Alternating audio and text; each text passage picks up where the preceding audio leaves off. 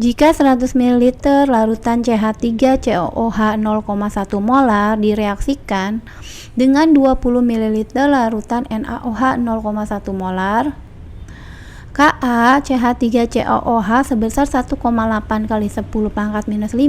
Tentukanlah pH setelah reaksi atau setelah bereaksi ya. Jadi kita buat dulu, kalau di sini adalah cari dulu mol dari CH3COOH. Jadi cari mol masing-masing, yang rumus molnya karena diketahui volume dan molar, maka rumusnya jadi tinggal kali aja volume dikali molar. Volumenya itu 100 ml, molaritasnya 0,1 molar. Ini dikali, ini tinggal coret sama dengan, jadi hasilnya adalah 10, karena ini mililiter, jadi masih satuannya masih milimol. Oke, kalau yang satu lagi NaOH. Oke, ini adalah CH3COOH, ini asam lemah ya. Untuk mol NaOH yang merupakan basa kuat BK, rumusnya masih sama, volume kali molar. Jadi kita masukkan di sini 20 ml, kalikan aja 0,1 molar. Jadi kalau dikali hasilnya adalah 2 milimol. Nah, setelah itu kita buat reaksinya dulu, karena ini CH3COOH dicampur ya. CH3COOH ditambah dengan NaOH akan jadi CH3COONa tambah H2O. Nah, di sini kita buat mula-mula reaksi setimbang. Ini kita buat seperti ini. Oke, kita masukin mula-mulanya ini 10 milimol, mula-mulanya NaOH atau basa kuatnya 2 milimol. Produknya belum terbentuk. Pada saat bereaksi atau R, kurangkan dengan reaksi pembatas atau mol yang paling kecil karena dia tepat habis bereaksi. Kalau 10 ini untuk 1 CH3COOH, 2 untuk 1 NaOH, maka yang kita ambil adalah yang ini ya, yang lebih kecil. Jadi kita kurangkan dengan 2, ini juga 1, berarti 2 juga sama ya. Ini berkurang pada saat bereaksi. Untuk produk kebetulan satu semua nih, jadi 2 juga. Di sini 2 ya, di sini juga 2. Nanti kalau misalnya di sini ada 3 CH3COONa misalkan, maka tinggal dikali 3 kalinya. 3 kali 2 jadi 6. Seperti itu, atau misalnya 4, berarti 4 kali 2 ya.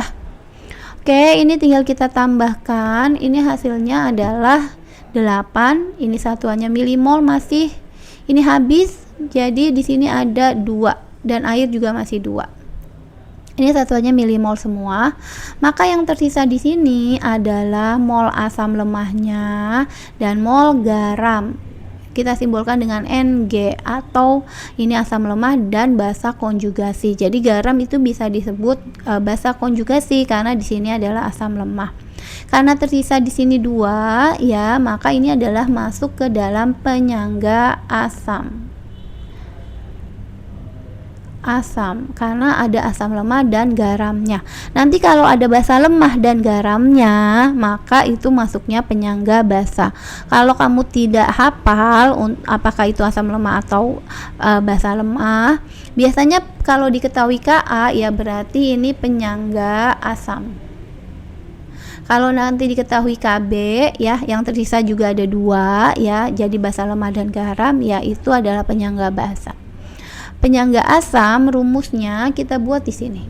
H+ sama dengan ketetapan asam dikali dengan mol asam lemah per mol garamnya. Ketetapan asamnya kita cek aja di sini.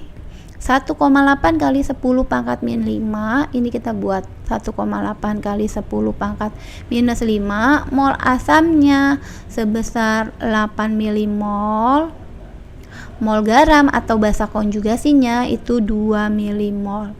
Nah, ini tinggal milimol coret. 8 dibagi 2 sisa 4. 1,8 kali 4 hasilnya adalah 7,2 dikali 10 pangkat minus 5 ya. Nah, setelah itu dari H+, kita bisa langsung mencari pH. Rumusnya adalah minus log dari konsentrasi H+-nya. Tinggal kita masukkan minus log dari 7,2 kali 10 pangkat minus 5. Nah, ini tinggal cara mudahnya kalikan ke depan. Minus 5 kalikan ke depan, ke min ini.